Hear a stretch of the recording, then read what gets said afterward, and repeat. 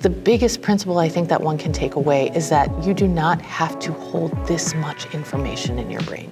Your brain is not a storage system. Your brain is a processing tool. So if there is information that is taking up too much space because it is constantly stored in here, find a way to put it outside of yourself so that you can free that capacity to do the creative, lawyerly work of processing.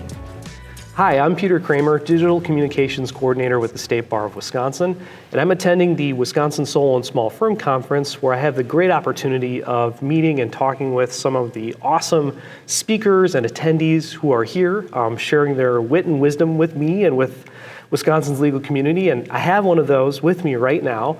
This is Fatimeh Pahlavan. She is with Ogden Glazer Schaefer, which is based out of Madison, but you are personally based out of Chicago, and I just want to say welcome and thanks so much for being here. Oh, it's my pleasure. Thank you for having me. So the name of the session you did was Streamlining Your Life and Practice to Reclaim Your Time. You spoke for an hour. It's a big topic, but I was hoping just in brief, could you tell us just a little bit about what was it that you were talking about today? Yes, I did attempt to address the impossible question of how to reclaim one's time and life as an attorney in small and solo practice. And generally what I spoke about were some guiding principles that I tend to bear in mind that sort of orient me towards what I choose to practice in my work, and then translating those to more specific tactics, particularly using AI and other technologies in order to enhance the state of my work so that I tend to feel most effective and I tend to use my resources most efficiently.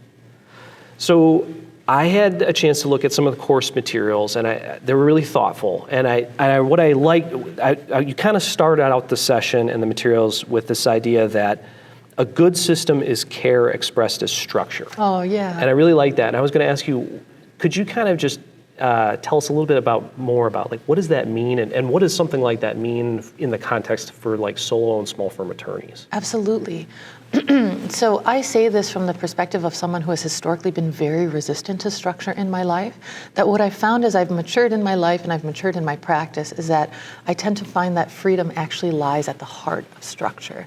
So when I control all of the variables around my practice, I tend to be able to express most creatively within that fixed structure. So to give you a very clear example, when we are dealing with clients, it's perhaps naturally, intuitively for some, to sort of address it as if it were a new issue every time.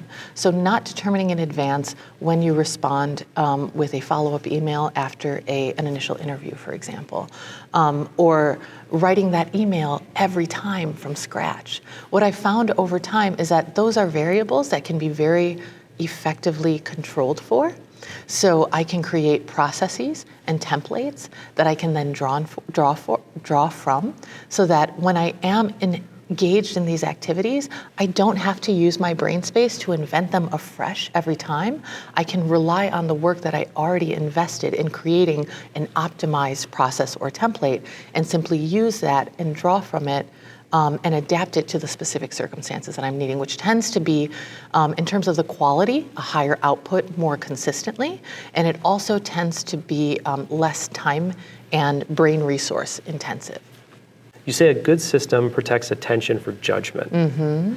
So you already mentioned kind of emails. What other types of routines can attorneys sort of adopt that help them with that attention for judgment? Yeah, that's a very good question. And what I will say is that the way I tend to think about this is that technology in and of itself is not valuable. It's only valuable to the extent that it allows us to preserve the vast amount of our brain space to be occupied by more complex client queries and matters. So I tend to think of technology as useful to the extent it allows me to operate at the top of my license rather than being bogged down by a lot of administrative activity or peripheral activity that does not deliver direct value to my clients and doesn't necessarily enhance the client's relationship. So email is one place for sure. I think it's very common for attorneys to feel as if they live in their inbox, and by the end of the day, you realize that you haven't gotten to the work that you intended to do because you're constantly corresponding through email. email. That is a place where I see a ton of potential for optimization and sort of standardization in terms of communication practices. Other places might be templating, or at least capturing general reference points for work that you tend to do over and over again in your practice. So for example, intellectual property and trademark specifically is a very large part of what I do. And trademark involves a negotiation with the USPTO to grant rights. Often what you see is that you submit an initial application, and then you get some sort of rejection, and you have to make some sort of persuasive argument in support of your client receiving certain rights. But in the universe of this, there are only so many arguments we tend to make. We make them slightly different every time, tailored to the client's specific fact scenario, but the essence and the basis of the law that we're using is repeatable every time. So having, for example, a base template of each type or persona of argument that you might make can be highly effective. Having that as a static tool is effective because you can use it to give to younger associates, for example, to help sort of establish a foundation for the work that they provide you in terms of tailoring that pattern to a particular client's fact scenario.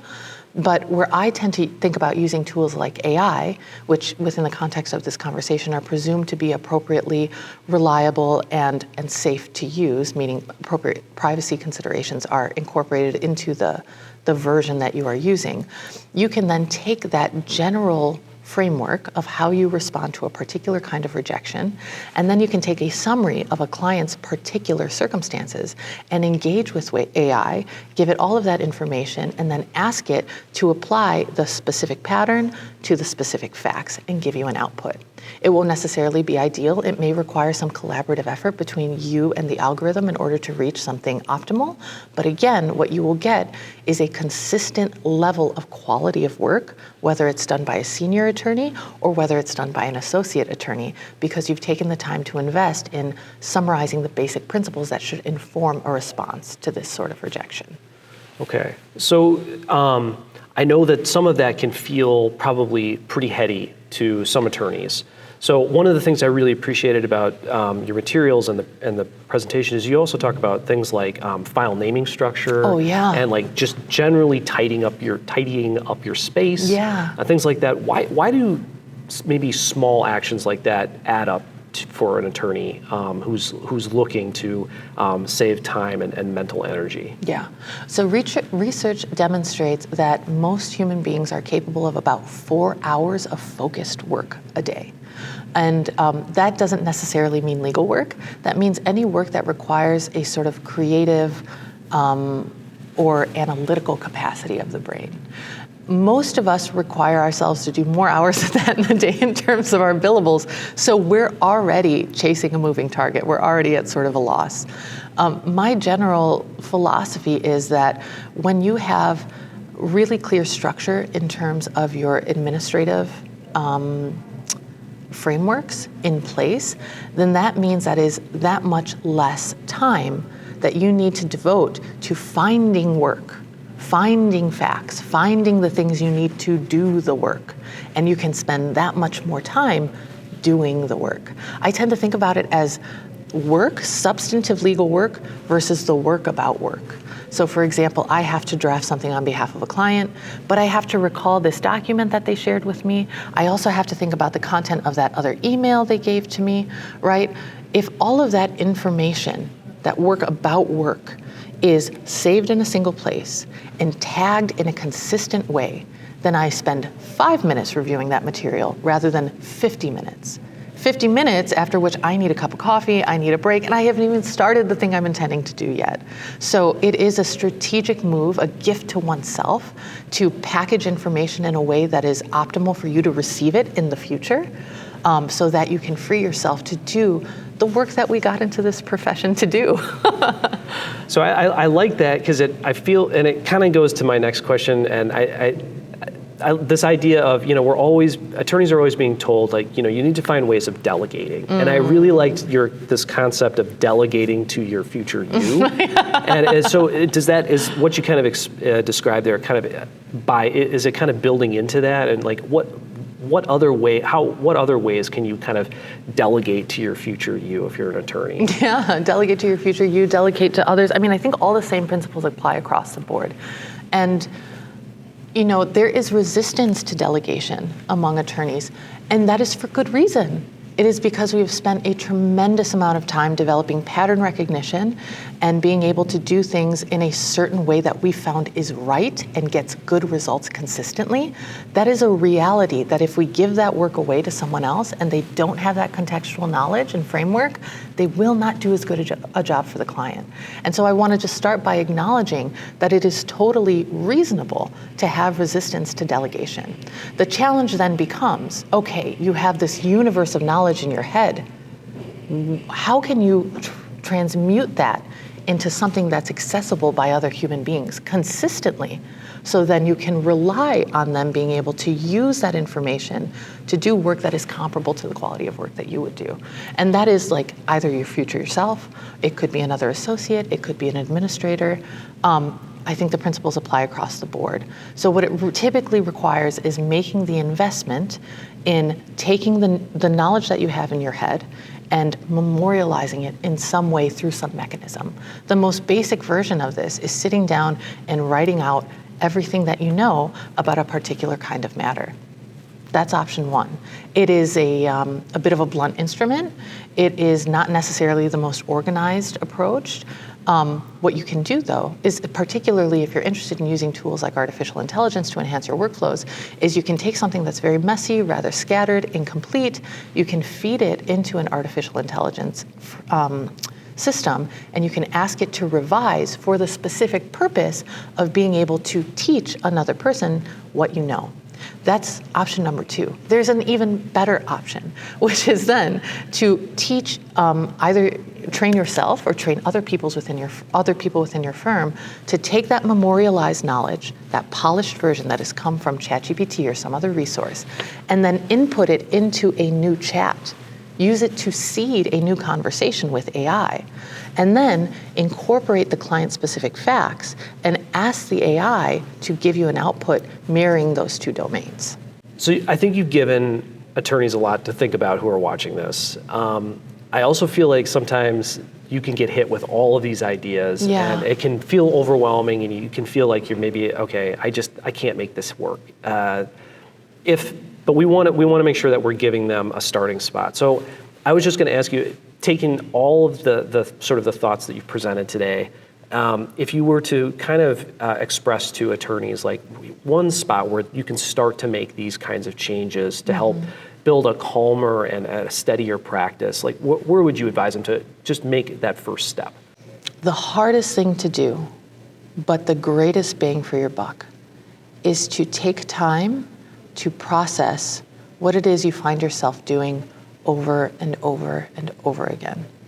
Take time to memorialize that in one place, because then what you're able to do, once the information is displaced from your brain onto a piece of paper, into an AI chat, whatever it might be, it's something that you don't have to force yourself to recall. Many of us have had the experience of waking up in the middle of the night and thinking, oh my God, did I do that thing? There's a way to take that ticker tape and displace it onto something reliable, so that you're not having to go through the machinations of like, did I do this? I think I did that, maybe I didn't. You can pull up your project management board, you can pull up whatever structure you use to monitor and manage your work and see that there's a check mark listed next to that thing. The biggest principle I think that one can take away is that you do not have to hold this much information in your brain. Your brain is not a storage system. Your brain is a processing tool. So if there is information that is taking up too much space because it is constantly stored in here, find a way to put it outside of yourself so that you can free that capacity to do the creative, lawyerly work of processing. Well, I really appreciate you sharing these thoughts with us. I think it was eye-opening for many, and hopefully they found it of great value now. But I just want to say thank you again, Attorney Fatimeh Pahlavan from Ogden Glazer Schaefer. Thank you so much. Thank you again.